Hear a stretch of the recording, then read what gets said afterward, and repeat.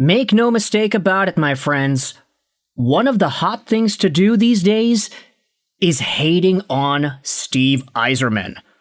Whether you are a Detroit Red Wings fan who is pissed off with the fact that this team missed out on the playoffs after being one of the best NHL teams at the end of January, whether or not you are ticked off at Steve Yzerman's lack of aggression at the trade deadline, or whether or not you are so incredibly infuriated at the group of guys that Yzerman has assembled, this is a video defending him.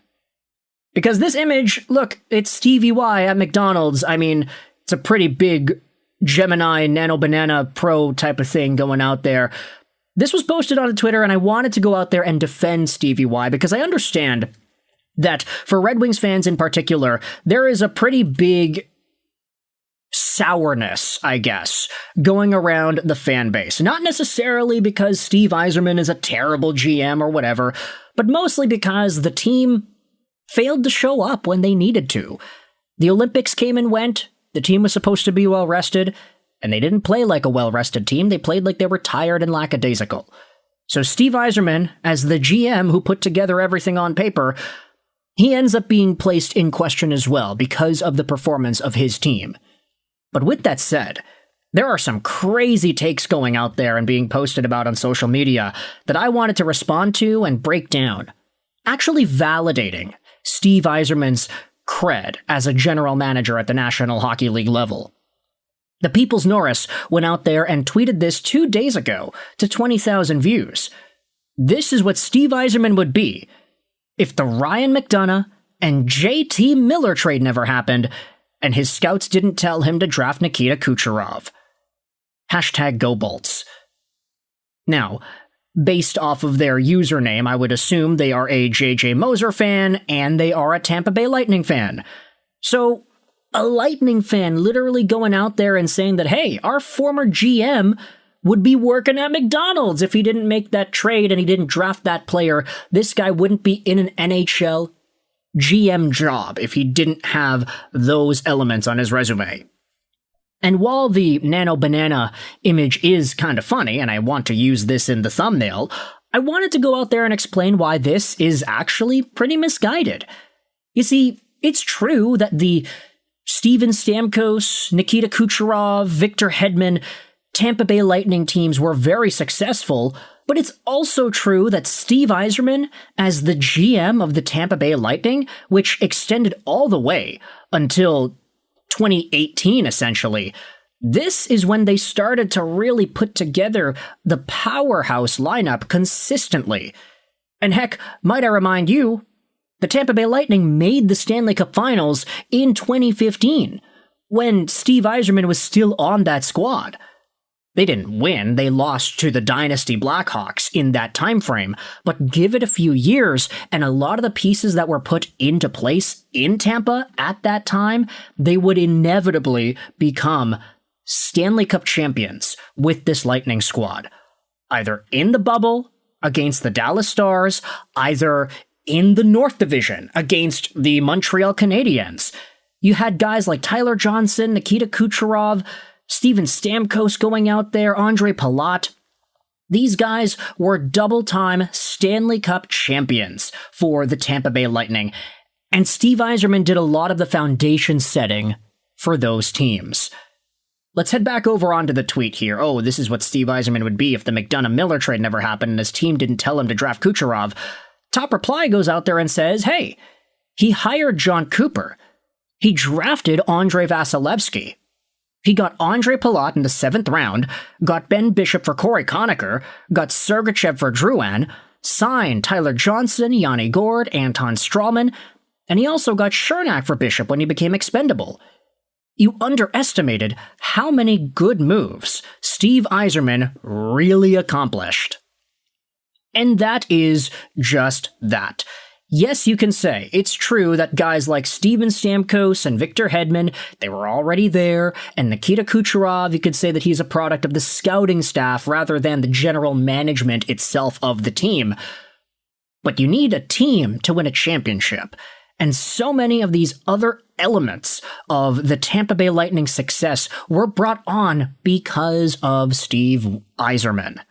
Andrei Vasilevsky, well, he was a 19th overall pick back in 2012.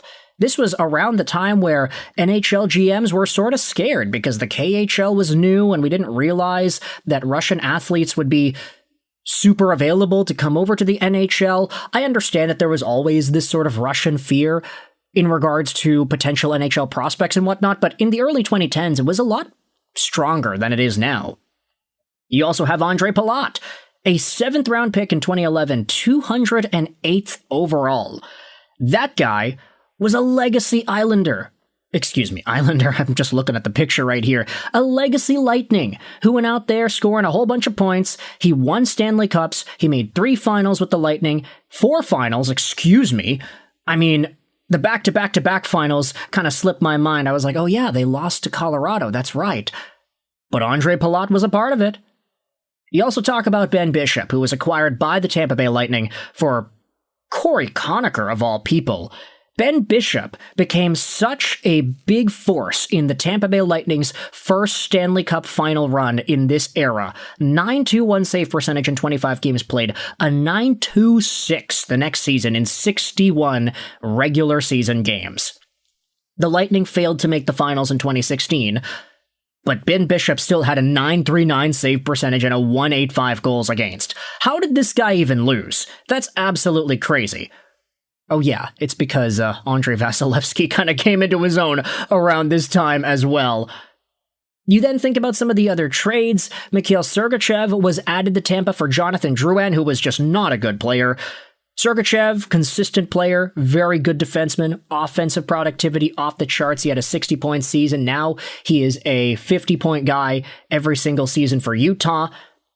Then you think about some of the other moves. I mean, the Ryan McDonagh trade, acquiring a very stable, defensively minded two-way defenseman who can produce a really good amount of points, but who also provides some very great stability on the back end.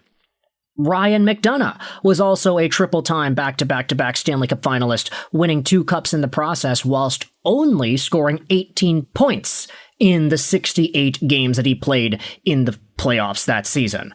JT Miller, at the same time, he was acquired with Ryan McDonagh in the trade to Tampa Bay, so that was around the same time, and even though Miller didn't last a long time in Tampa Bay, he ended up going to Vancouver shortly after, there still was that sort of element where it was like, oh yeah, Steve Yzerman really set the Tampa Bay Lightning up by acquiring that Ryan McDonagh in the first place. So what if it was Julien Brisebois going out there and making the other moves afterwards? A lot of the foundation of Tampa Bay was put into place because of Stevie Y. So even though you can say that the guy hasn't really had it this time around with the Detroit Red Wings, focusing more on the drafting and the prospects than the actual player acquisition, there still is a good resume here. And that's not even to talk about Tyler Johnson or Yanni Gourde, Strawman, Chernak. I mean, all these names. These are legacy Lightning names who have won Stanley Cups, and they're always going to ring a bell when you think about those Lightning teams that were winning and making the finals every single year. Steve Yzerman was kind of the architect there. So let's go out there and give him some props, shall we? With that said, let me know your thoughts in the comment section below. How do you feel about the Steve Yzerman defense? Do you think it's fair? Do you think this is the right way to think about it? Let me know in the comments all your opinions, and how does this reflect on Yzerman's time with the Red Wings? I hope you enjoyed this video. 9, and bye.